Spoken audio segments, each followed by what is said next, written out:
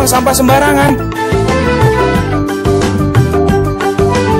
Udah tahu sampah biang masalah, buang sampah pada tempatnya lah.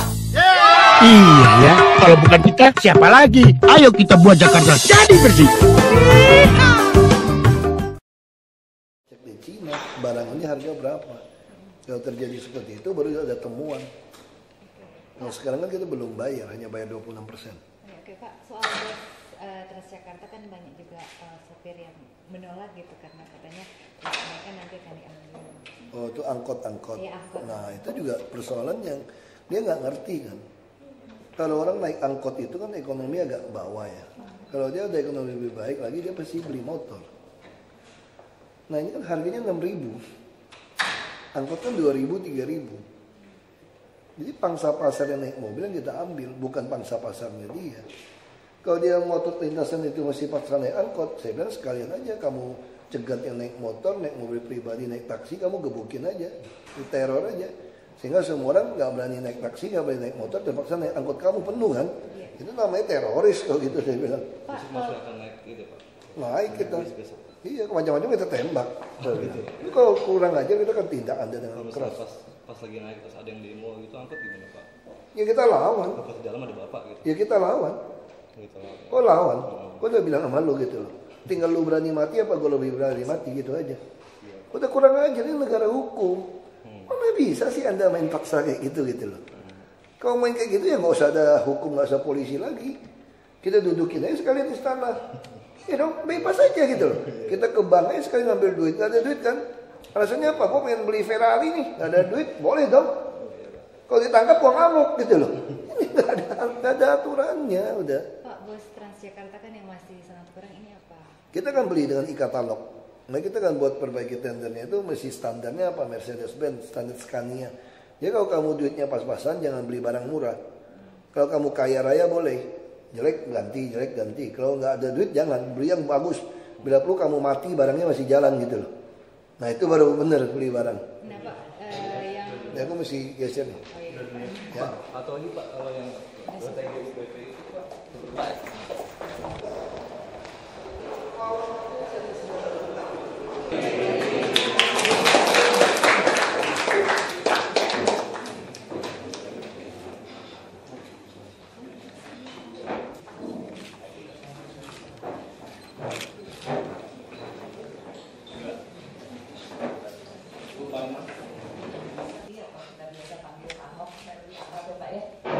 dan juga beserta staf dan jajarannya.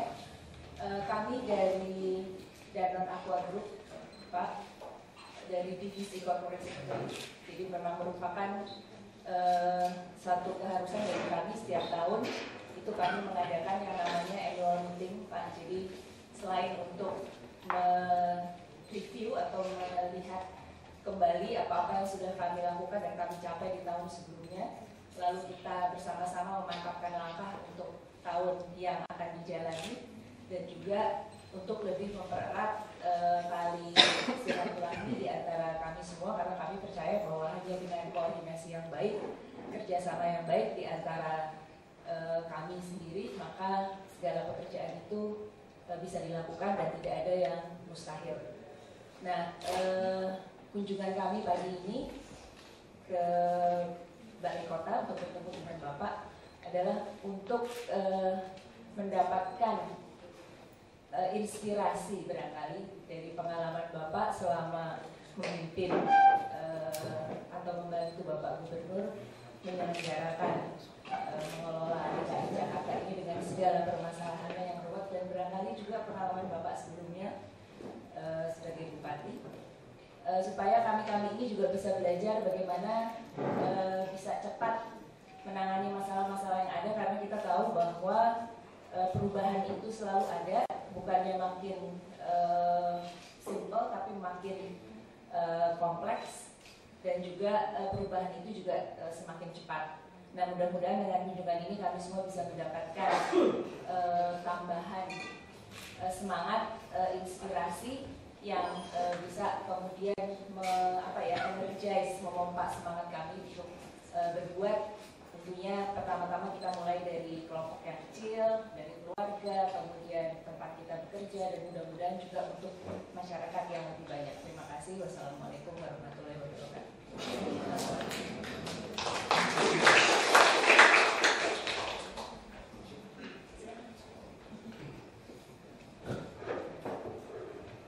Duduk apa berdiri? Berdiri pendek.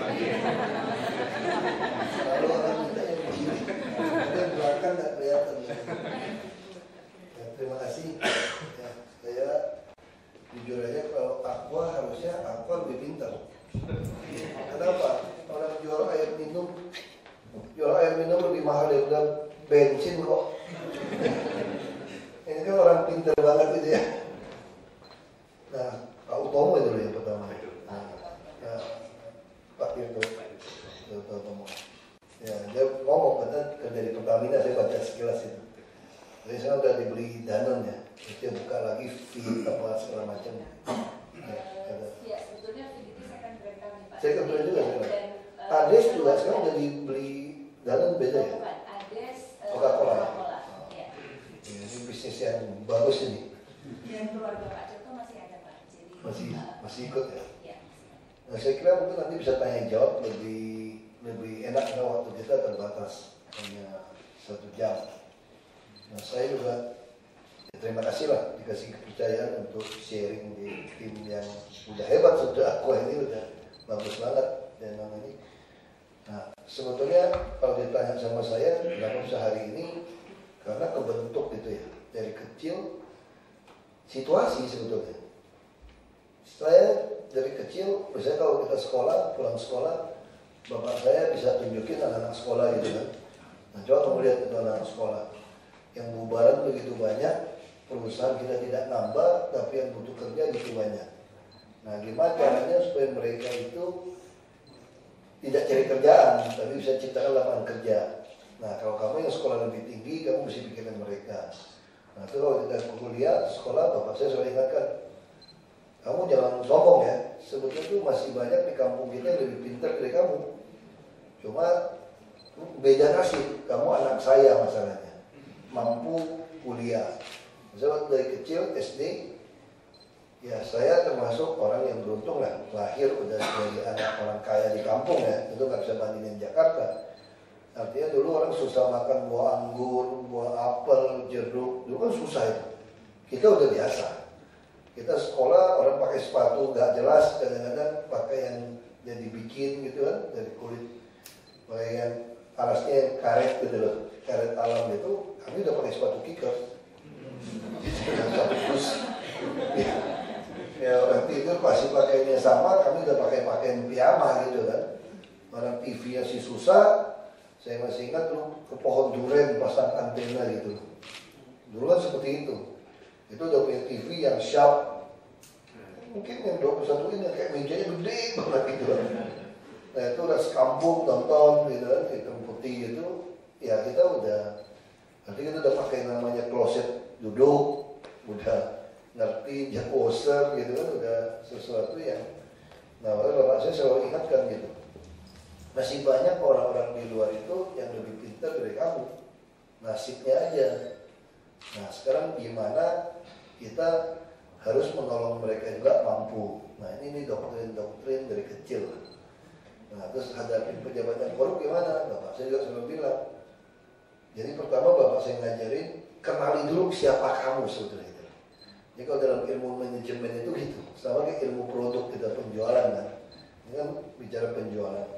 Kalau bapak ibu tidak pernah kenalin Aqua, kenapa si Sebastian yang desain seperti ini untuk naik kelas? Kalau saudara ditanya saja, kenapa begini saudara nggak bisa jawab, itu masalah. Jadi gimana mau bandingkan dengan orang lain, bagaimana mau ekspansi, mau nolong orang lain, Anda saja tidak tahu siapa Anda. Nah itu dari kecil kita dikasih tahu siapa kita. Misalnya bapak saya kasih tahu, Cina itu tanah leluhur kita, tapi tanah air kita Indonesia. Dan tidak mungkin kita mati mau dikubur di Cina.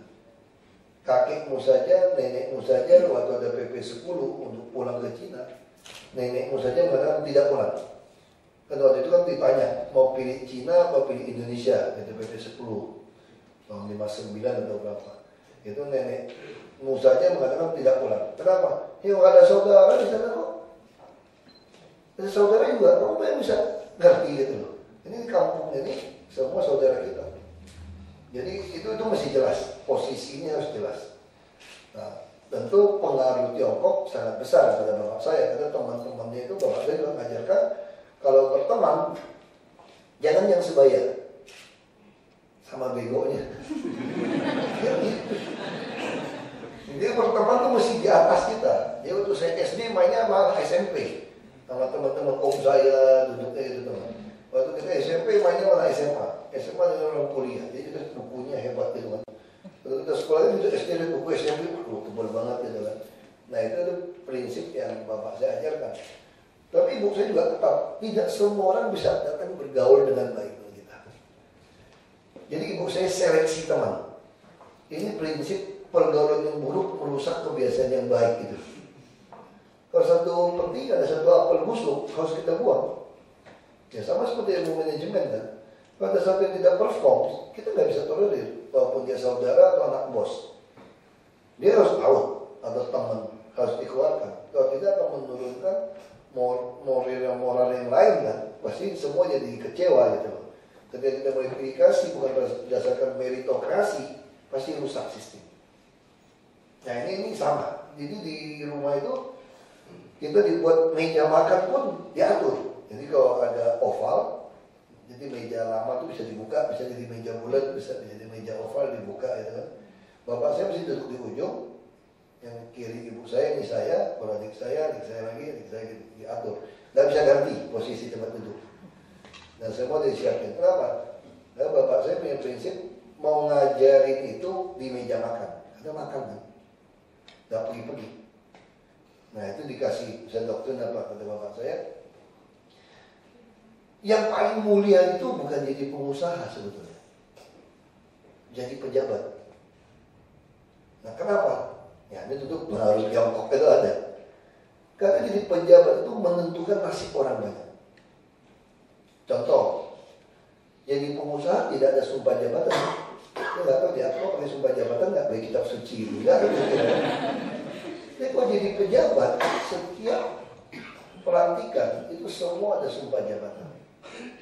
Jadi ini tanggung jawabnya itu bukan kita bicara ke orang agama kan, tanggung jawab dunia akhirat, bukan itu sebetulnya. Kalau bapak saya terjemahkannya, tanggung jawab kamu tuh setiap keputusan Anda menentukan nasib banyak orang. Jadi pemimpin itu tidak ada mengatakan begini, keputusan saya adalah tidak memutuskan, karena tidak memutuskan pun adalah keputusan saya. Boleh kalau kita orang biasa dan boleh ngomong kalimat itu. Tapi kalau kita jadi pemimpin yang menentukan nasib banyak orang, tidak bisa. Setiap masalah Anda harus putuskan hitam putih, tidak ada abu-abu, supaya bawahnya jelas. Saya kira juga sama penjualan atau produksi. Kalau instruksi tidak jelas, ya targetnya berapa? Ya cintai-cintai lah. Pokoknya di grafik sini lah. Tidak ada. Pasti kita tuh langsung tentukan supaya bawah jelas dan bonus jelas, promosi jelas, semua jelas. Jadi tidak ada area yang abu-abu. Bahkan perusahaan bisa jadi hebat karena itu. Nah ini prinsip-prinsip ini diajarkan di meja makan sebetulnya sambil makan. Tuh saya suka bilang begini juga. Orang miskin tak bisa melawan orang kaya. Di zaman dulu tuh katanya. Yang namanya hakim yang oknum hakim itu selalu ada setiap zaman di Sogok. Orang kaya jangan nantang pejabat, bangkrut. Jadi kalau kamu mau nolong orang miskin, ketemu pejabat gak benar, jadi pejabat. Baru bisa beres. Artinya itu masuk ke dalam sistem, bukan ngomong-ngomong di luar. Jadi pejabat, lawan. Tapi zaman dulu kan kok susah kan? Bahwa saya masuk aktif di partai segala macam. Kalau turunan Cina paling mentok bendahara kalau di partai. Bendahara. Atau wakil ketum lah, wakil sekjen lah. Ya wakilnya nggak ada guna gitu loh. Kalau mau sekjen dong atau ketum, nggak bisa. Kalau nggak bisa di partai Tiongkok sendiri baru bisa gitu kan. Kalau partai ini nggak bisa. Ini zaman. Tapi bapak saya sangat visioner. Nah ini juga penting saya kira. Karena ini mau dengar itu orang perusahaan ya saya itu harus kombinasi jadi perusahaan kan. Itu sehari-hari. Prinsip itu ya harus visioner. Kalau kita perusahaan tidak bisa melihat ke depan, tidak visioner, pasti Anda akan mati. Anda cuma kerja nunggu pensiun saja. Ini perusahaan tidak ada harapan. Jangan lama-lama di dalam aqua. Kalau dia nggak visioner ke depan, nah kayak produk-produknya produk visioner gitu. Siapa pernah berpikir di desain yang khusus, pakai beli, terus jualnya lebih mahal. Sama aja kayak Equil. Equil itu buat Indonesia asli loh. Tapi dia nggak mau jual murah.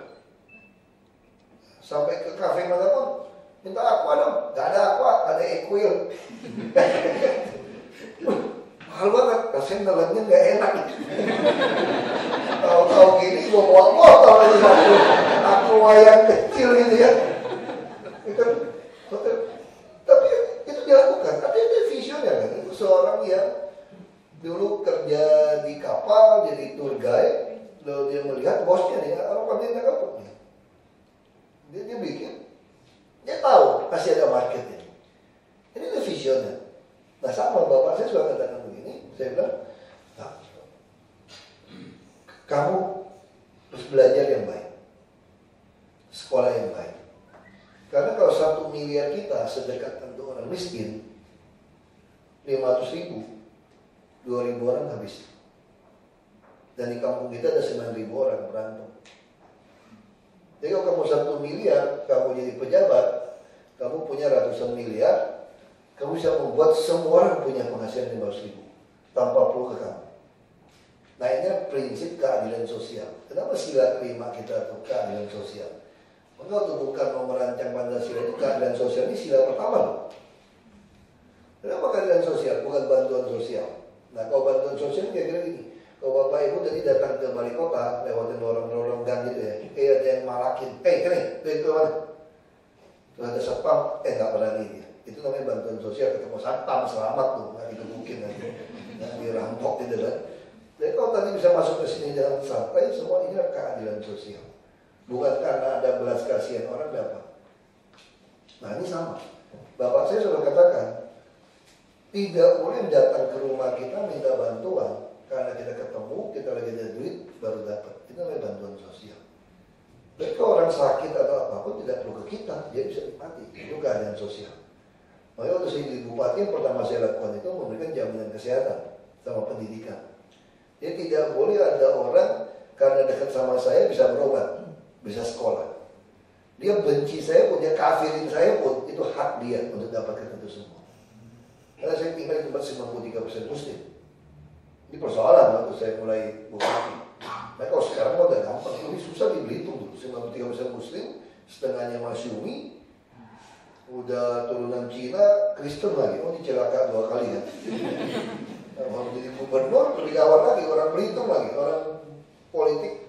Orang Belitung itu gak boleh jadi gubernur di Bangka Belitung, karena Bangka penduduknya 80%. Belitung hanya 20. Jadi selalu orang Belitung boleh cuma nomor 2. Cuma Ahok aja enggak mau calon gubernur.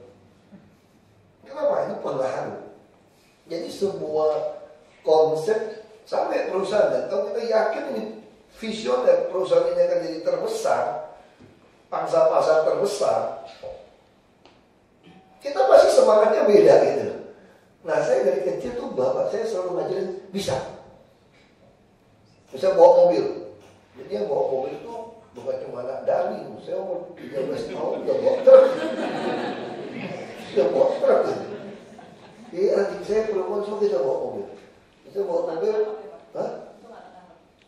polisi baik-baik semua di rumah. Karena zaman dulu polisi miskin dulu. Makan minum baikkan di rumah gitu. Dia nggak nangkep kita. Ini satu persoalan. Misalnya adik saya perempuan baru beli Daihatsu TAF. Tahun berapa? 90 ya. Daihatsu TAF baru keluar lagi keren-keren. 89 atau 90. Enggak 80, 81. Bukan 81. 80, 81. TAF pertama keluar yang masih yang tinggi-tinggi itu.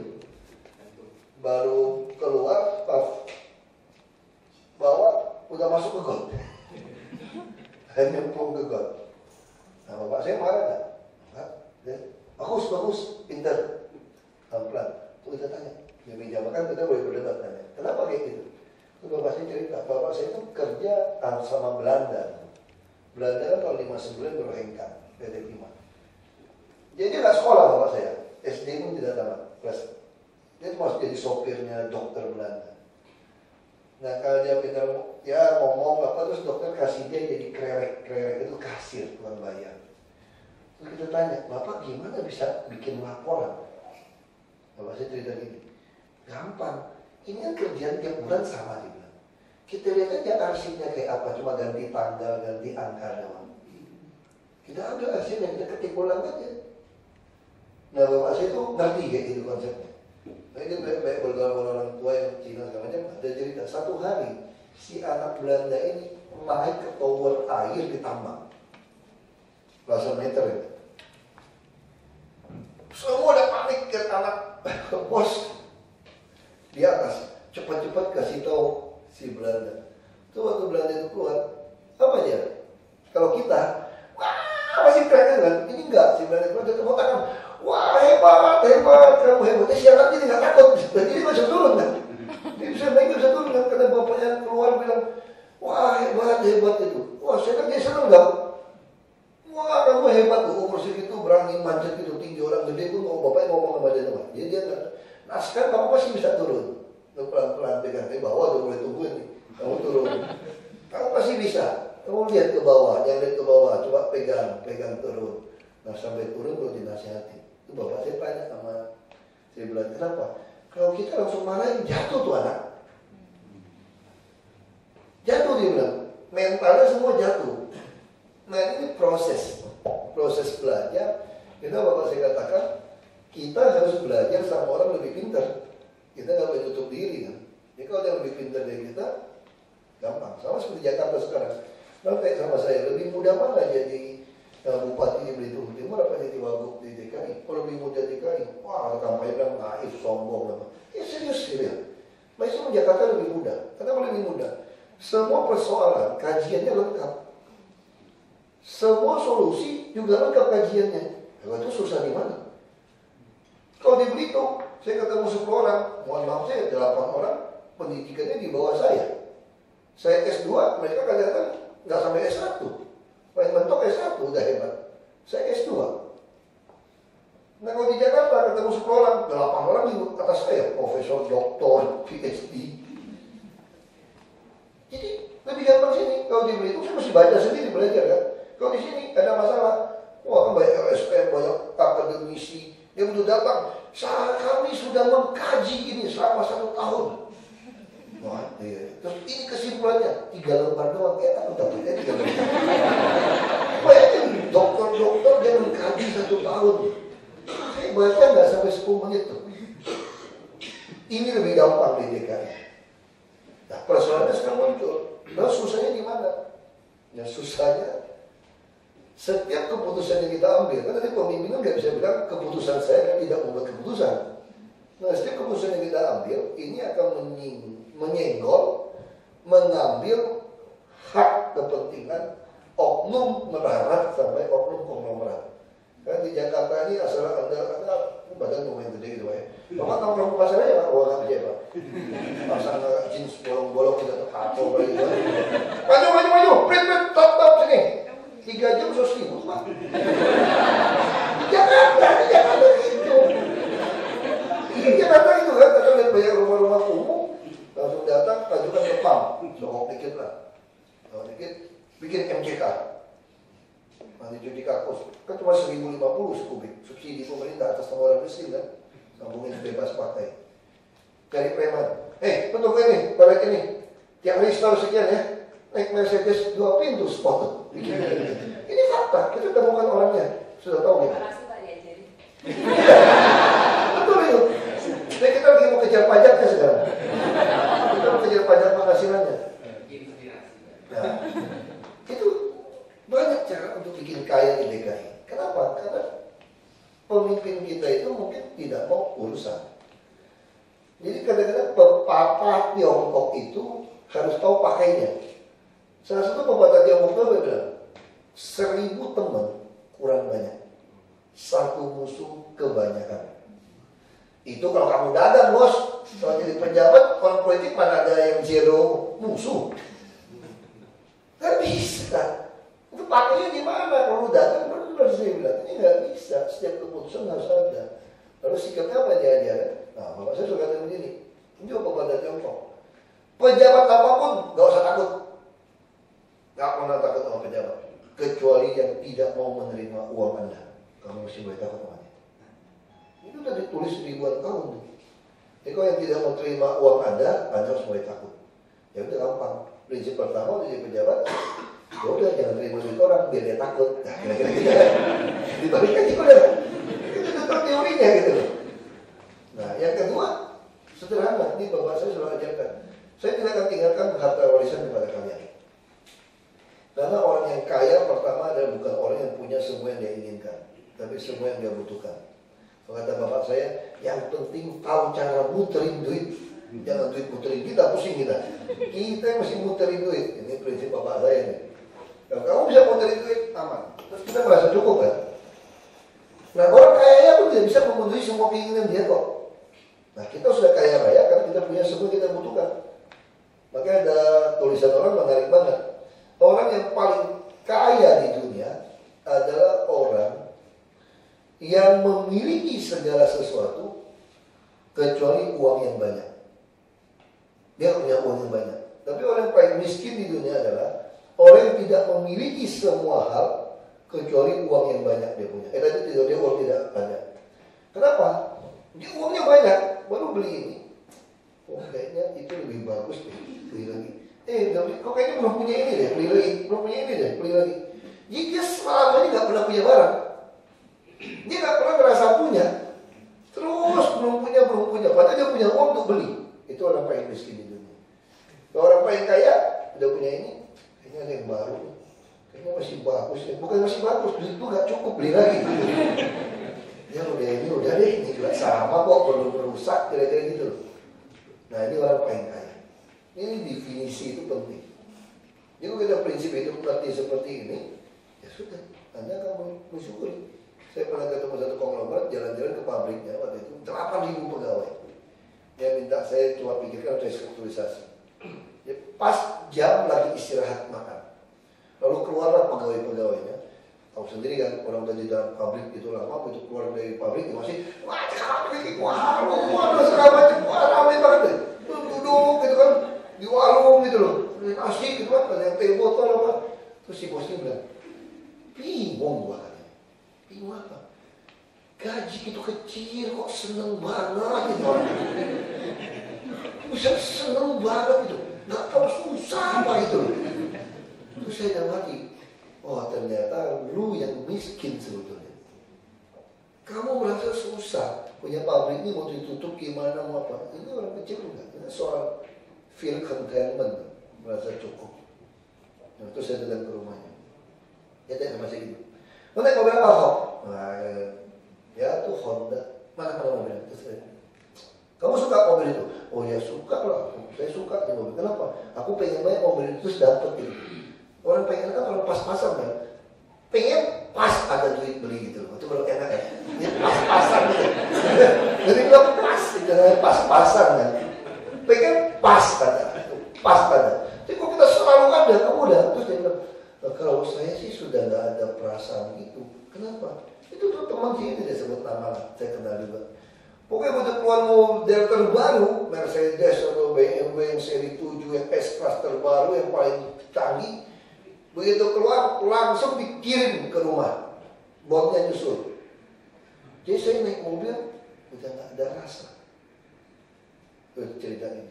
Dulu waktu kuliah, saya hanya punya satu pasang baju, satu setel. Pulang masih cuci, gosok, besok pagi-pagi subuh masih gosok sampai kering pakai lagi. Begitu kerja dapat duit dikit beli baju, aduh seneng. Sekarang saya punya mall, saya bisa beli satu isi mall. Gak ada lagi perasaan itu. Kalau lihat rumah keramik, duduk nih ngomong. Saya waktu itu baru poles marmer saya di rumah saya, nggak sampai 100 meter persegi. Marmer Lampung lagi cuma 30 kali 60. Habis polisnya tuh nggak mau pakai sepatu tuh gosok-gosok enak banget gitu kan.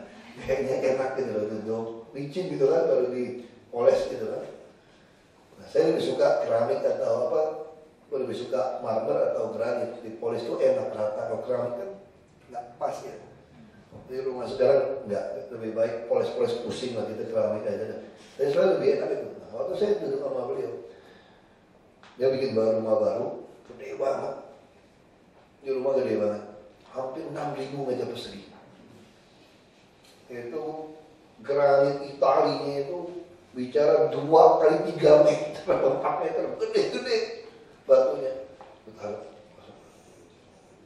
Saya lihat kamar mandi, WC, pembantunya aja lebih bagus pakai granit, sisa-sisa kecil-kecil itu. Lebih bagus di rumah saya punya marmer Lampung, ini pembantunya aja granit Itali. Kamar mandi WC pembantu, tapi beda, biasa aja. Kalau saya mungkin baring-baring kali ini. Tapi enak gitu kan. Nah, ini persoalan, Anda merasa cukup atau tidak? Ini persoalan itu. Jadi ini penting ya jangan. Yang kedua itu, yang paling dikhawatirkan orang apa sih hidup ini? Kata bapak saya bilang, kematian. Orang kalau udah sakit, biar apa habis nggak apa-apa deh, sembuh deh, apapun kalau udah sampai gitu kan, atau umumnya gitu. Nah kalau kamu tidak takut mati, nggak ada orang bisa gertak kamu. Mau ngancam kita apa lagi? Mau takutin apa? Mau gebukin, kurang mati aja udah nggak takut kok. Tapi betul nggak sih ada orang yang nggak takut mati? Enggak lah, semua orang yang pasti ada. Itu cuma ngomong doang di atas mimbar kan, pendeta atau kiai gitu kan. Kita kembali ke surga itu enak. Kau sakit, pekerjaan di dunia masih banyak Tuhan, tolong diperpanjang. Kan begitu. Selalu banyak. Kalau lagi sengsara baru pengen mati, kalau lagi enak-enak, jangan mati cepet-cepet dong. Mereka pekerjaan masih banyak, kan masih bisa ketemu orang ngomong gitu loh. Nah, kita selalu begitu. Tapi kalau kita memang bicara kematian, kalau memang udah takdir visanya sudah habis, emangnya bisa diperpanjang? Ya pasti mati. Jadi kita kalau takut mati, nggak menambah kita tidak mati juga kan? Ya kalau itu kenapa takut? Ya pasrah aja, kita mikirin kalau udah sampai pasti lewat. Nah tinggal kita hitung-hitungan aja. Nah kalau mati muda, ya bersyukur juga. Kayak Marilyn Monroe, orang tahunya yang keren yang nggak cakep. Karena nggak pernah tahu Marilyn Monroe sekarang nenek-nenek loh. Karena nggak pernah tahu mukanya Marilyn Monroe, ingatnya cantik. Sampai ke Amerika foto sama patung lilin gitu kan. Bruce Lee. Kalau masih hidup 73 tahun nih, kakek-kakek. Meninggal 33 tahun yang keren dulu Gusti. Yang muda-muda nggak tahu Gusti. Kita ini korban film kungfu soalnya. Karena bapak saya punya bioskop keliling. Nah, jadi sampai sekarang saya masih ingat film Pak Benyamin gitu kan, Cowboy Cengeng gitu kan.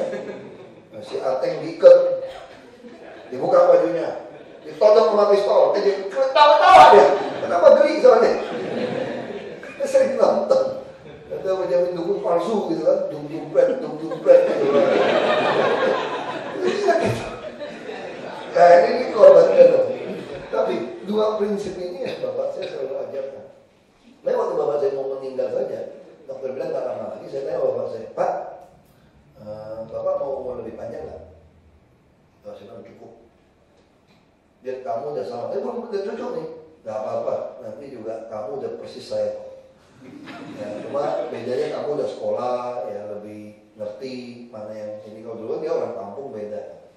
Nah, terus saya tanya sama dia, dulu dia punya teman, namanya Raja Kali. Raja Kali itu orang P3. Kalau zaman dulu tuh Orde Baru tuh berteman sama P3 tuh kayak berteman sama PKI aja. Dengan PDI, pemerintah bisa dipanggil bupati tuh, kenapa bantu dia? Nah, depan tetangga saya itu, Kek Karim itu saudaranya si Raja Kali itu di kampung yang beda. Katarak, siapa yang mau bantu dulu? Siapa yang berani bantu? Nah, bapak saya bantu. Itu sih biasa dia jadi bantu. Tapi waktu bapak saya mulai bangkrut, karena berantem dulu sama pejabat, mulai bangkrut nih, utang lama. Nah dia, saya ketemu Raja Kali waktu itu mobil saya mogok, datang ke situ, singkatnya dia usir saya, tapi saya bilang saya nama bapak saya, langsung dia pinjamin motor, beli barang. Terus saya bilang kenapa? Bapakmu baru manusia. Nah saya ceritain ini sama bapak saya waktu mau meninggal. Saya bilang si Raja Kali cerita gini, kayak Raja Kali sama mas saya. Bapak waktu itu jenguk dia sakit di luar kota, mau ke kota tuh lewatin kampung. Nggak ada duit. Terus bapak bilang gini sama kayak Raja Ali, tunggu saya ke kota dulu. Nanti saya kembali gue kasih kamu duit untuk berobat.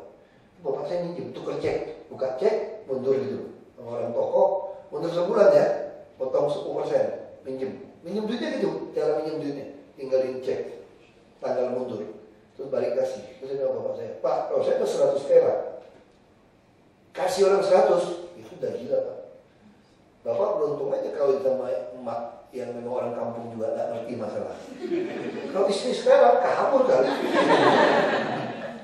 Ini untung aja orang kampung. Nanti kadang-kadang menikah orang kampung jangan menyesal juga, ada baiknya juga tuh. Dia tuntutannya agak kurang. Ini tuntutannya agak kurang. Kalau kota repot juga. Ini jok tambahan. Bukan pembenaran. Dan bukan pengalaman pribadi. Nanti dengan istri saya repot saya. Bapak saya bilang gini, tapi kan bapak kan gila, gak ada uang. Minjem kasih. Jawabnya enteng banget. Kalau dia yang minjem duit, dia udah mau mati gak bisa balikin. Kalau saya masih bisa. Ini aja saya masih tinggal hutang banyak bapak, saya bilang cek yang belum ditebus. Nah, bapak saya udah tahu dia mau meninggal. Jadi tugas kamu tolong lunasin itu cek itu ya. Saya bilang, Pak kamu masih ada hutang orang juga sama bapak. Udahlah, hutang orang mau bayar, gak usah tagih lah. Ngapain ribut kalau dia nggak mau bayar? Kalau dia bayar mesti bayar. Pokoknya Tuhan juga ganti. Kalau kamu itu, ya udah kalau dia saya bapak saya meninggal, saya umumkan siapa ada cek bapak saya, datang ke saya, ya datang banyak banget. Udah aku cicil. Tapi betul-betul waktu cicil kita juga bisa frustrasi kan. Nah itu kadang-kadang butuhnya teman. Itu butuhnya teman, terutama teman bapak kita itu penting. Jadi jangan menghina teman bapak kita atau teman yang lebih tua. Saya waktu kerja udah pernah sama pejabat, saya juga agak pasti orang tuh ada rasa frustrasi gitu. Apalagi om kita juga bisa dengar orang jelek ngomong gitu. Om saya bilang gini, lo ada sup? Ada sup apa? Mas Depan Sulam maksud itu kan. Kamu tahu nggak orang lulus sarjana saja tidak ada modal, susah.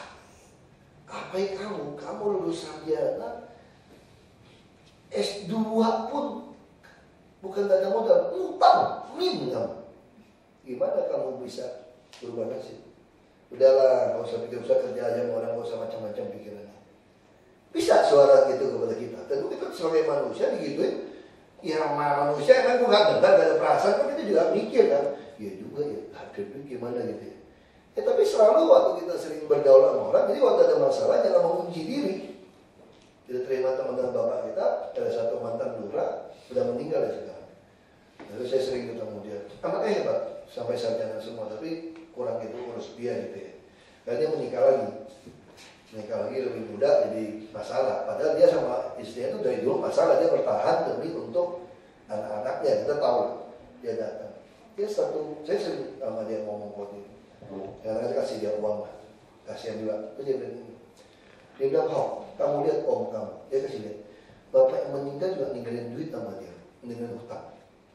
Lalu om satu itu bayar kerja. Coba lihat sekarang, di antara semua saudaranya dia lebih baik kan. Nah kamu yang tugasin bayar hutang, kamu kerjain, pasti Tuhan juga, ini orang Islam ya, pasti Tuhan juga buka pintu untuk rezeki kasih kamu. Nah kita juga bisa ketemu orang yang seperti itu kan. Jadi selalu ada. Nah tentu saja kita juga mesti belajar curhat. Sebagai penutup semuanya jawab. Curhatnya gimana? Ya sama kayak kita curhat sama teman. Curhat sama teman kadang dibocorin, repot ya, digosipin. Repot juga kan orang kan. Begitu slack dikit, susah. Curhat baik-baik itu sama Tuhan. Itu yang Nabi Musa lakukan. Duduk di situ, ngomong aja curhat. Ngomong aja apa adanya. Nah disitulah kita gunanya, kita sering ibadah, baca firman, itu jadi ngomong, jadi bicara gitu.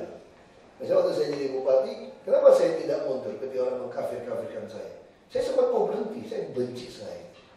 Saya udah, istilahnya saya udah keluarin uang, udah buang waktu, mungkin nyawa saya terancam, korbanin waktu anak saya, mau membuat anak cucu Anda sejajar anak cucu saya. Karena itu Bapak saya bilang, kalau globalisasi, mesti ciptakan orang yang sebaya dengan kita ini banyak. Nggak mungkin US Speaker lawan Mike Tyson, kira-kira kalau zamannya itu, kalau satu lawan satu kalah. Tapi kalau Mike Tyson datang sendiri, ada 10 ear speaker, menang kita. Nah sekarang gimana menciptakan kita ini punya ear speaker yang kelas menengah ini banyak. Ini teori yang diajarin bapak saya gitu. Nah, saya udah pikir gitu, terus kurang ajar saya pengen mundur. Apa yang buat saya tak mundur? Cerita Nabi Musa, sederhana sekali. Saya sekolah Islam, SD SMP. Nah, saya suka baca cerita Nabi. Kemudian di Kristen, di perjanjian lama banyak cerita Nabi. Itu menginspirasi saya. Misalnya Musa yang bawa orang keluar dari Mesir, lewat Laut Merah dibelah. Orang lihat mukjizat kan? Begitu nggak ada makanan, dia omel-omelin Musa mau dibunuh. Begitu cuma makan mana saja, marah-marah juga, nggak ada daging. Nggak ada ayam, marah-marah juga. Mau bunuh Musa.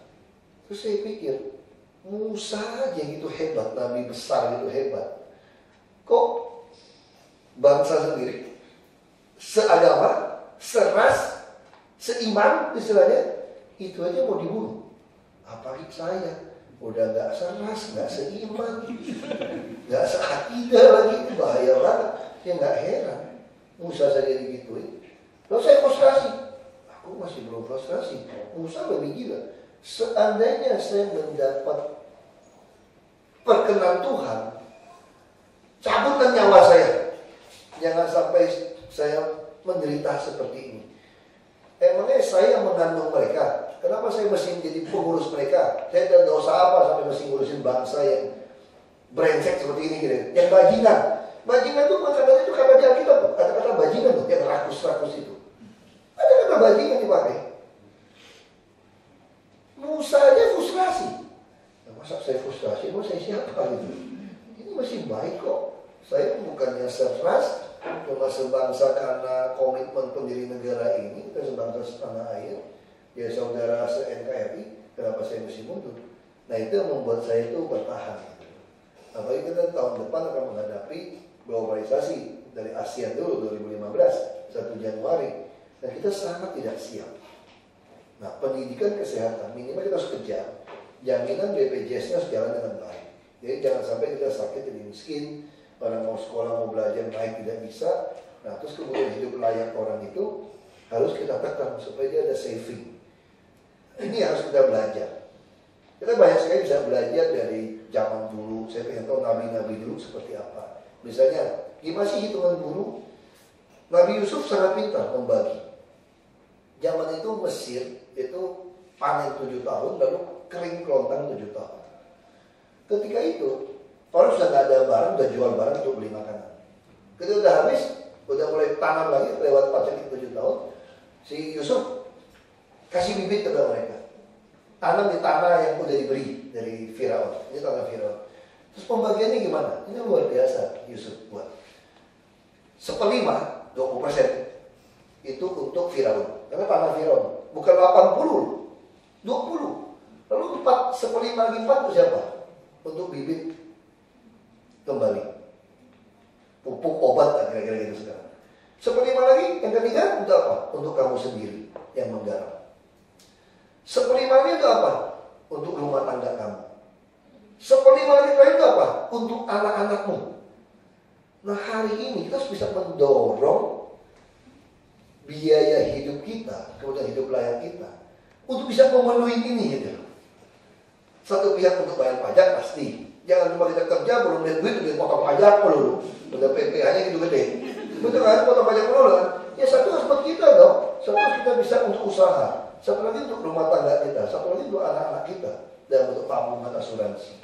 Nah ini makanya mesti kerjasama bagaimana mendorong orang demo melulu segala macam. Ini mesti duduk kerjasama bagaimana meningkatkan produktivitas sehingga penghasilannya itu bisa memenuhi 5 unsur ini. Nah ini prinsip-prinsip gampang kita temuin dari cerita-cerita Nabi, cerita-cerita macam-macam. Misalnya contoh sekarang Islam ekstremis, kafir-kafir orang. Saya bilang dia nggak ngerti Islam. Saya tahu persis cerita Nabi Muhammad. Ketika sholat selalu dilemparin kotoran manusia bahkan dari seorang Yahudi, ditimpukin terus. Nabi Muhammad bisa nggak panglima gitu banyak, penggal kepalanya? Bisa. Tapi Muhammad nggak lakukan Nabi Muhammad. Terus satu hari tiba-tiba nggak ada yang nimpukin. Nabi Muhammad bingung, kok tumben hari ini kok nggak ada yang nimpukin gua gitu ya. Lalu dikabarin katanya sakit yang nimpukinnya. Nabi Muhammad kunjungin dia. Yang mana dia dapat hidayah jadi seorang Islam. Jadi Islam mana yang ngajarin? Salah nyebut Islam dikit itu mau jihad, mau bunuh kita. Nabi Muhammad dilemparin tahi, mana ada sih orang Islam dilemparin tahi di Republik ini, saya mau tanya. Kalau Anda junjungan Anda, kalau kita selalu doakan, selalu naikkan junjungan kepada Nabi besar, Nabi Muhammad, segala macam. Kok nggak contoh Nabi Muhammad dengan baik? Dilemparin tahi manusianya, dia nggak lakukan sesuatu gitu. Malah dia diem. Jadi saya bingung gitu loh hari ini. Bung Karno kasih contoh misalnya. Banyak mungkin yang tidak tahu Bapak Ibu sini. Ketika membangun Masjid Istiqlal, kalau itu tahu siapa desainnya? Frederick Silaban, orang Kristen. Saya yakin kalau zaman ini bikin sayembara, bikin Masjid Agung lagi, yang menangnya non Muslim dicoret nggak kira-kira? Coret. Yang Muslim yang menang lebih jelek, nggak apa-apa lebih jelek. Saya menisa akidah. Semua orang mengakui keagungan Masjid Istiqlal, fungsinya. Kenapa? Karena prinsip meritokrasi. Hari ini nggak bisa. Terus lebih gila lagi Bung Karno saya bilang, mau bangun Istiqlal dan Monas, duitnya nggak cukup. Cuma boleh bangun satu. Mana dulu? Monas. Kalau sekarang jatuh tuh presiden, demo bisa jihad, bom bunuh diri, macam-macam pun. Sumpah darah pun dilakukan. Ini fakta sejarah. Hari ini tiba-tiba kita nggak ngerti gitu persoalan nasionalis seperti apa. Bung Karno berapa? Saya penasaran saya tanya sama Bung Mega. Kenapa Bung Karno lakukan itu? Kita ini mayoritas Islam. Masjid itu pasti selesai katanya. Komunis belum tentu. Nah, sama ketika pendiri negara ini membuang 7 kata di sila pertama. Yang piagam Jakarta, kewajiban melaksanakan syariat Islam. Yang namanya negara bisa maju itu di tangan mayoritas. Mayoritas yang rela, yang mau untuk nasional baru bisa jalan. Kalau zaman itu orang Muslim yang mayoritas di dalam forum BPUPKI, PPKI memutuskan itu, nggak ada Indonesia hari ini. Papua Timur semua pecah, Jawa Tengah pecah, agama satu rumah 45 macam. Tapi karena ada kerelaan dari orang yang mayoritas. Nah ini prinsip hidup yang harus orang tahu gitu. Negara Indonesia hari ini tergantung 100% kepada umat Islam. Karena umat Islam ada mayoritas. Mau bawa kemana negara ini? Mau berdasarkan meritokrasi atau berdasarkan primordialisme? Nah ini penting. Ini pelajaran politik sebagai penutup. Terima kasih.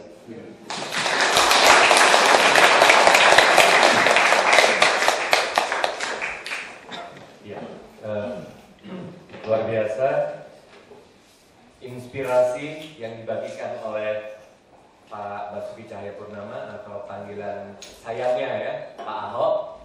Nah, saya baca di website nih, Pak Ahok bener nggak? BTP itu katanya bersih, transparan dan profesional. Itu yang dari Kadin. Itu dari Kadin sebetulnya. Cuma kebetulan saya lahir dalam nama BTP. Saya tahu itu ketika menerima piagam penyelenggara negara anti korupsi tahun 2006, 2007 awal. Waktu dapat itu saya nggak kaget BTP ternyata singkatannya bersih, transparan, profesional. Dia bilang Pak Basuki sejak lahir udah BTP kan dia. Bapak itu nama saya nggak mau lagi kurung Basuki nama kurung Ahok kan capoe. Tiong. Kurungnya BTP aja deh. By the way, saya suka tweet ya Pak. Bahkan tahun 2006 majalah Tempo ya juga memberikan penghargaan 1 dari 10 tokoh yang mengubah Indonesia. Ya, kita langsung saja buka dengan dialog ya, lebih enak begitu daripada tanya jawab itu seperti murid dengan guru kan, lebih enak tuh Pak, gitu kan ya. Silakan teman-teman singkat jelas nama dan kemudian lokasi karena Pak Ahok ini ada beberapa di antara kita ini dari luar Jakarta juga. Gitu. Waktu kita nggak banyak, hanya sekitar 10 menit saja kurang lebih. Langsung silakan. Ya, ayo bebas saja. Ya, Mas Tito langsung. Berdiri. Terima kasih. Selamat pagi Pak Wakil Gubernur. Saya Tito, kebetulan warga negara Depok Pak, jadi di luar DKI coret istilahnya. Saya ingin menanyakan, kalau sejak era 90 sudah terbit wacana mewirausahakan birokrasi. Saya pikir apa yang dihadapi oleh sistem pemerintahan di Indonesia juga bersama dengan Aqua yang sudah membesar, mendinosaurus dengan karyawan 12.000 orang. Nah, bagaimana sebuah unit usaha yang menjadi semakin besar tentu berhadapan dengan birokratisasi juga. Bagaimana mewirausahakan birokrasi yang ada di sektor wirausaha seperti Aqua ini? Apakah tantangannya kurang lebihnya sama? Karena Pak Wagub pernah berdiri di dua ranah ini. Terima kasih, Pak. Oke, ya. Iya, silakan. Kalau Abri nggak usah berdiri di situ. Terima kasih, saya Abri. Saya juga bukan orang Jakarta sih, Tangerang. Saya mau tanya soal, saya agak tertarik sebenarnya sama berita di mana waktu banjir ada Bank Mandiri kasih bantuan CSR, terus Pak Ahok bilang bahwa itu adalah salah satu bentuk kegagalan dari pemerintahan Pak Ahok, kalau saya nggak salah quote seperti itu. Yang saya ingin tanyakan adalah bagaimana Pak Ahok sendiri melihat CSR perusahaan dalam konteks pemerintah Jakarta gitu. Terus selama ini kan pemerintah daerah lain mengeluarkan perda-perda soal pengaturan CSR. Apakah ada rencana tertentu yang akan membuat pemerintah Jakarta melakukan hal serupa dan bagaimana menyikapi hal tersebut? Terima kasih. Iya, satu lagi ya. Oke, Michael.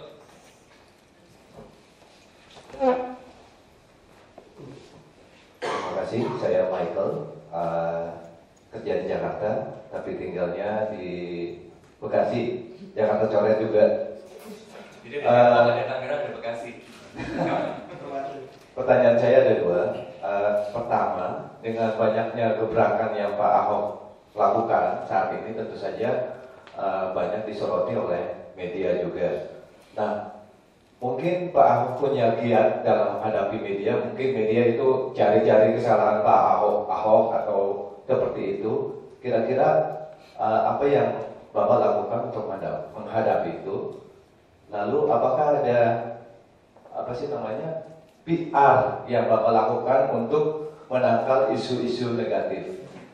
Nah, itu pertama. Lalu yang kedua, nah ini mengenai capres ini, mungkin Pak Jokowi akan maju menjadi capres, lalu Pak Ahok akan ditinggal di gubernur. Apakah Bapak siap untuk menjadi gubernur DKI nantinya kalau ditinggal oleh Pak Jokowi? Itu saja, Pak. Terima kasih. Pertanyaannya bukan jadi gubernur, mesti lebih tinggi daripada itu ya Pak. Kalau bilang gimana harus membesar, gimana cara memotong birokrasi, sistem. Anda harus masuk ke IT, tidak ada pilihan. Kami pun boleh masuk ke seperti ini. Ketika kita membeli barang sampai 60.000 item, kita mau tidak mau membeli barang satu pintu. Swasta sudah lakukan. Nah, ketika birokrasi surat menyurat bagaimana? Apakah masih meja ke meja? Nggak bisa. Kami lebih siapkan sistemnya itu IT. Jadi nanti kepala dinas pun bisa langsung password, bisa print. Kami lagi siapkan semua cabang itu nanti bisa dapat surat. Anda harus bangun sistem. Tapi kalau aku udah begitu besar. Kalau tidak mau sistem pasti lama.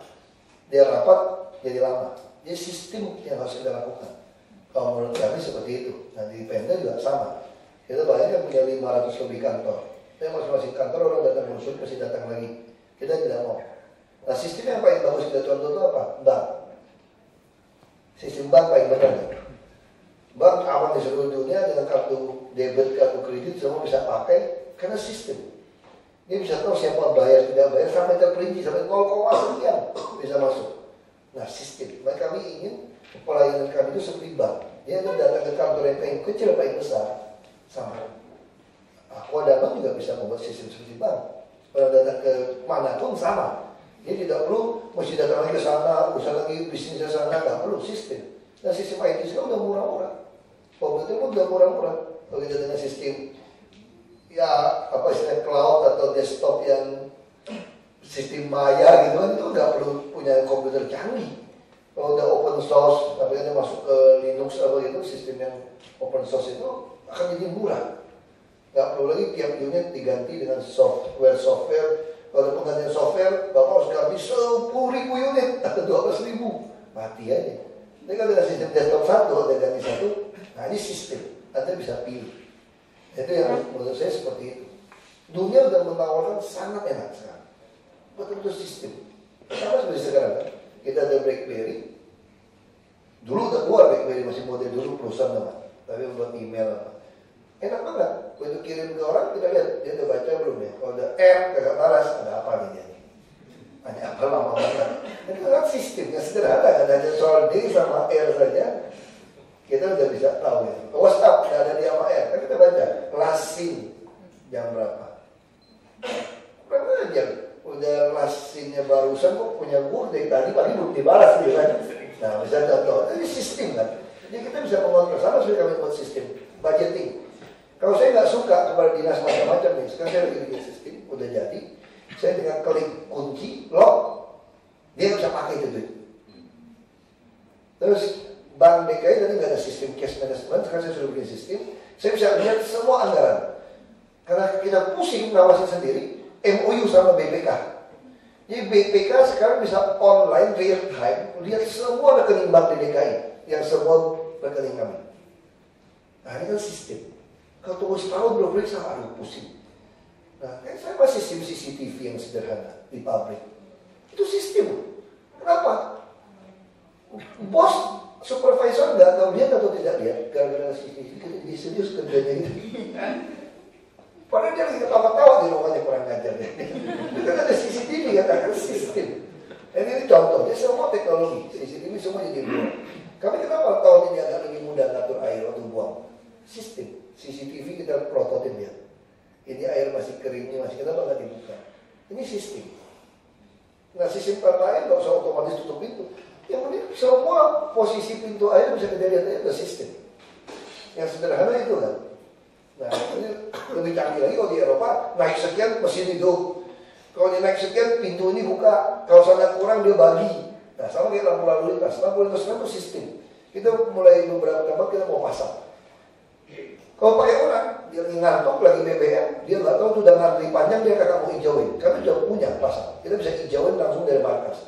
Nah sistem yang bagus, otomatis dia langsung mengukur radar sekian, kecepatan kendaraan sekian dari ujung sana, dia udah kasih tahu nih, sekian detik lagi kan sampai ke sini sekian banyak, di sini kurang, makanya dia langsung hijauin di sini, merahin di situ. Sistem yang ngatur. Kalau orang bisa salah, nah itu seperti itu. Dunia sekarang ya jadi mudah. Karena ada sistem IT. Bantuan banjir di mana CSR. Nah menurut saya memang gagal kami kalau TPMC kasih beras, kasih apa. Jadi banyak orang juga ada tunjangan hari banjir sekarang. Banjir dia nggak mau pergi. Nah kenapa kami mau pindahkan mereka banjir ke tempat satu di Halim, terkoordinasi. Nah mau kalau terkoordinasi dapat selimutnya satu, Supermi satu. Kalau dipikir-pikir kan semua orang baik hati kan, nanti Aqua datang dapat sebungkus. Telkomsel datang dapat sebungkus. Lama-lama gue jualan. Bisa minta pampers. Nah ini kalau masih ada sumbangan model ini berarti kami gagal. Itu saya kira bantuan. Kalau mau sumbang yang lain yang kita nggak bisa lakukan. Anda bayar pajak yang baik. Kalau udah kejadian ini memang masih dibantu. Tapi kalau masih ada bantuan berarti kami gagal. Nah sikap kami dari CSR bagaimana? Kita terbuka. Saya dapat 51 truk. Kita hadir di Imlek pengusaha-pengusaha. Ya apa bisa kita bantu?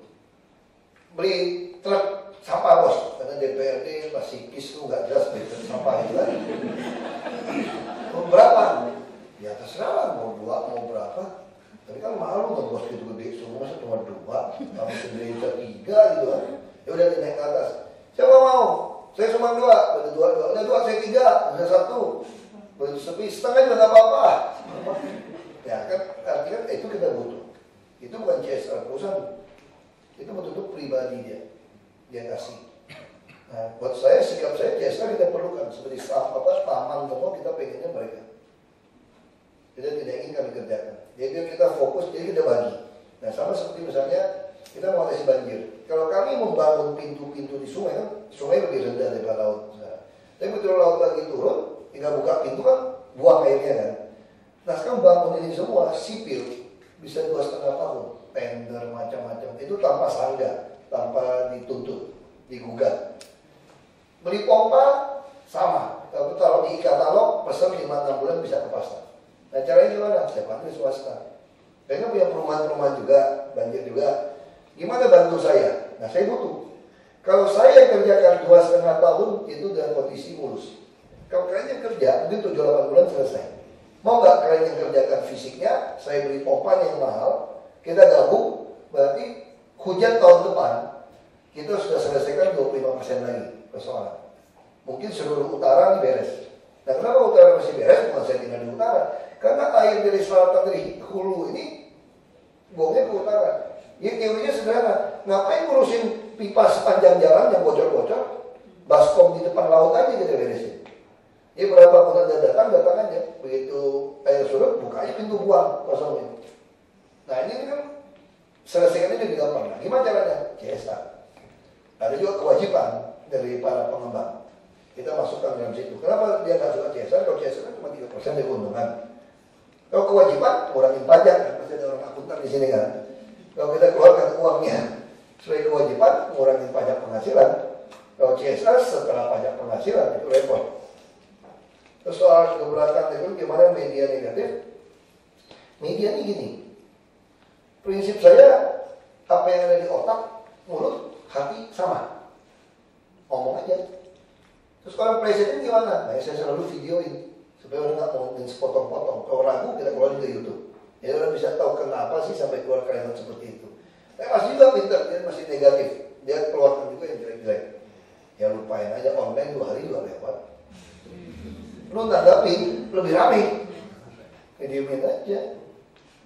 Oh kita juga buat pencitraan. Nah kalau kita belajar dari Margaret Thatcher itu bagus banget. Kira-kira kalau nonton film Iron Lady itu ya. Kira-kira gini lah yang ngomong. Dia kerja itu nggak pernah pikirin soal popularitas. Dia buat putusan itu hanya memikirkan mayoritas rakyat itu dapat manfaat atau tidak. Nah justru dia bersikap seperti itu, dia bertahan kan. Karena yang orang yang mendapat manfaat pasti lebih banyak kok. Yang ya bajingan-bajingan tanda kutip itu pasti lebih sedikit. Jadi presiden itu cuma 50% plus 1, bukan 99%. Kalau 99% repot, itu cuma 50% plus 1. Orang yang waras itu masih lebih banyak seluruh dunia. Asal kamu kerja benar tambah pabrik. Kenapa kita takut popularitas hilang? Oh, jadi politisi nggak ada zero musuh, nggak ada. Nah itu cuma di film gitu kan. Film juga jelas. Nah, capek gimana? Ya kalau kita sepaket, ya pasti siap dong. Masa nggak siap? Kalau jadi, saya mau tanya, siap jadi dirut lalu takwa nggak? Siap. Kalau nggak siap, saya jadi presiden bukan politisi kita tahu ini. Ini jangan cuma gubernur, presiden pun siap gitu. Terima kasih.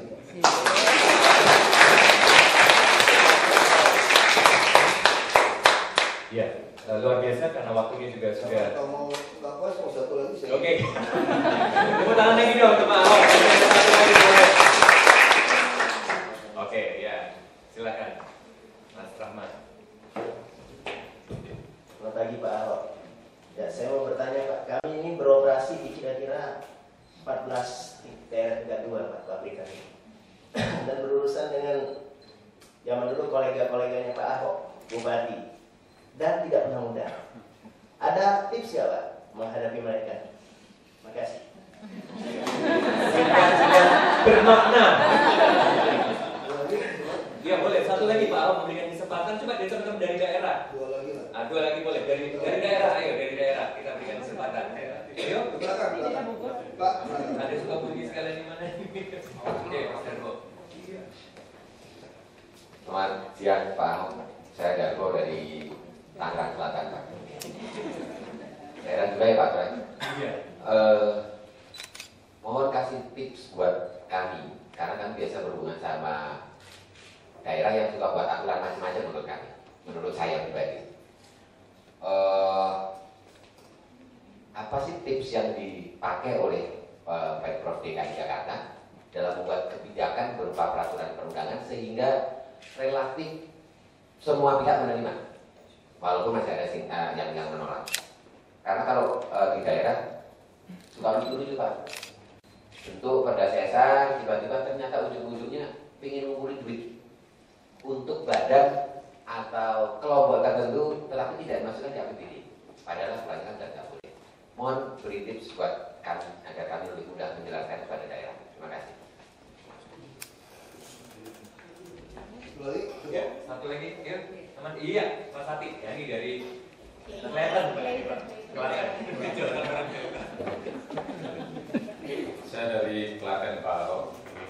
Aqua ini sering dituduh menjadi perusahaan yang mengeksploitasi sumber daya alam untuk bisnis, dan bisnis itu dibawa ke luar negeri. Sementara dari Aqua sendiri ingin mengembangkan bisnis itu sehingga bisa berkembang dan bisa memberi manfaat kepada bangsa Indonesia. Bagaimana pandangan Pak Ahok untuk ke depan? Terima kasih.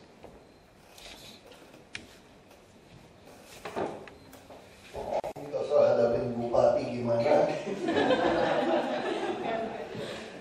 Saya tidak minta Bapak yang ekstrim. Pabriknya tutup karena saya ngelawan. Itu masalahnya. Makanya saya percaya satu-satu cara untuk mengatur bupati semua itu jadi presiden. Bukan saya gitu. Kalau ada yang lebih baik dari saya, silakan dia jadi presiden. Kalau tidak ada yang lain lebih baik, saya mau jadi presiden. Karena presiden bisa kontrol semua bupati semua. Semua anggaran itu mesti lewat Mendagri. Mendagri beri bupati. Mau naik bintang 1, presiden.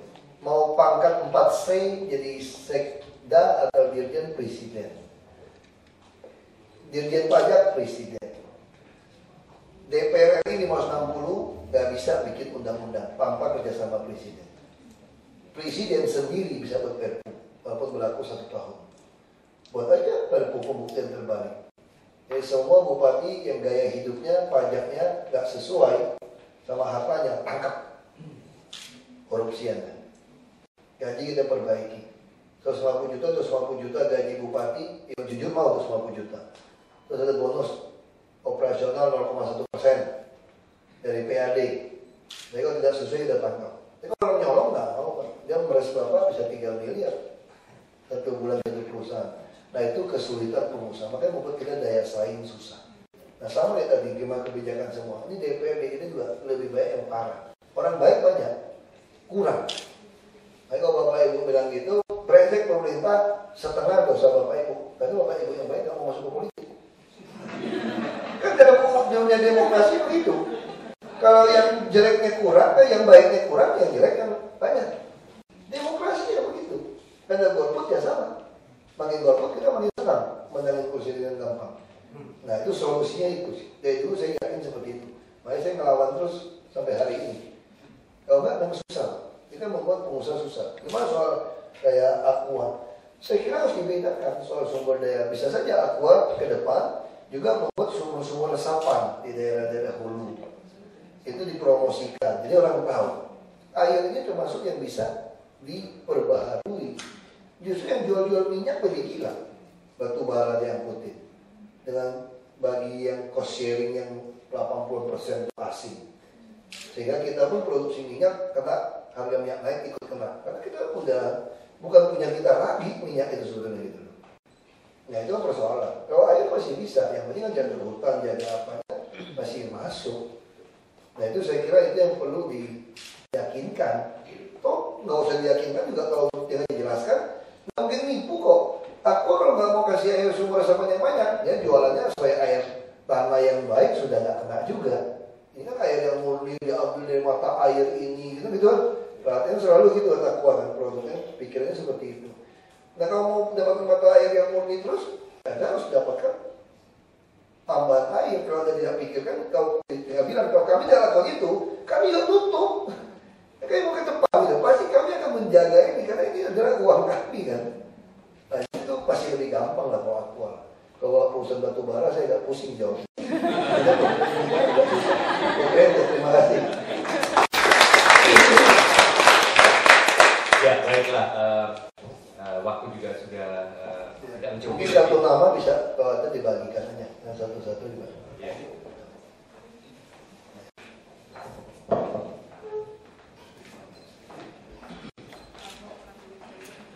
Bisa bagi satu nama.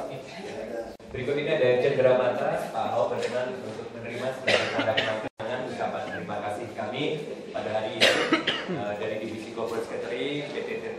bersama Aqua Group atas sharing yang diberikan oleh Pak Ahok.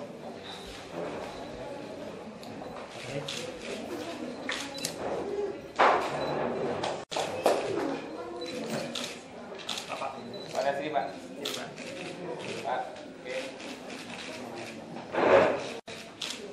Oke. Ini juga dia punya medali emas. Emasnya emas Jawa. Makasih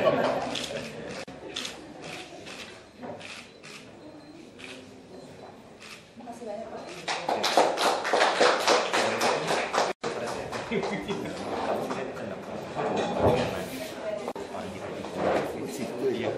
Tetap perlu tulis, gak usah tangan aja. Boleh, Pak Ahok juga kalau ada kesempatan.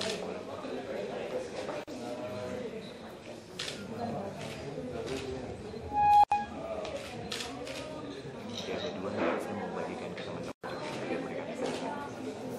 Kedua saya Troy. Iya.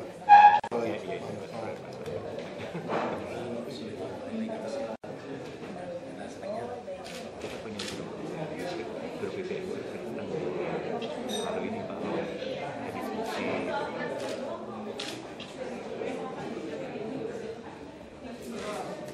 pengumuman di Pak nanti saya akan kasih ke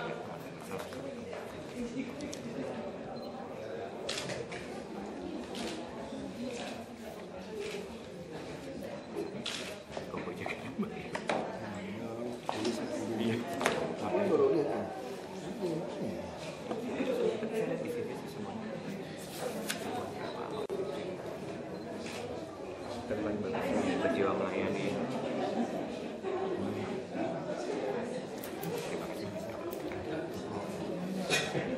Pak Wakil Gubernur, bila mana berkenan kita berfoto bersama, nanti protokol sudah menyiapkan tempatnya. Kalau foto satu orang $2. Kita tepuk tangan lagi untuk Bapak Ahok.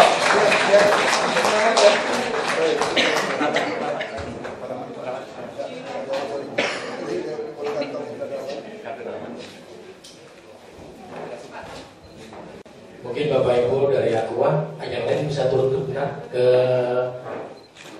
lobi ya.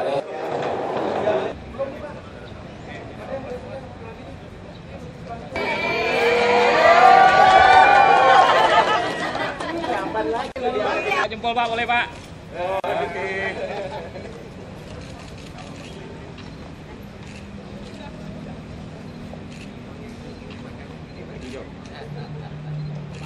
Video udah. Video cukup.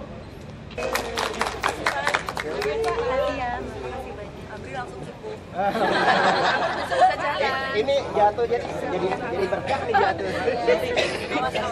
Terbalik. Iya, makasih ya, Pak.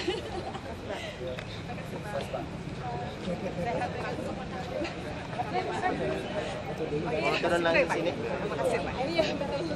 Sini aja. Harus dibalik.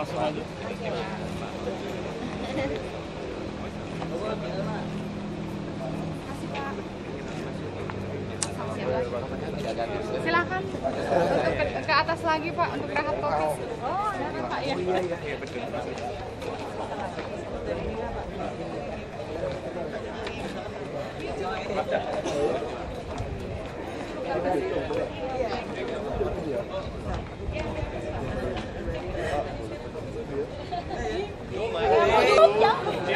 Gua bilangin gua lu ya.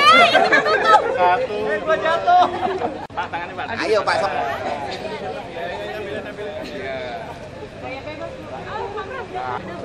Ya, ke atas.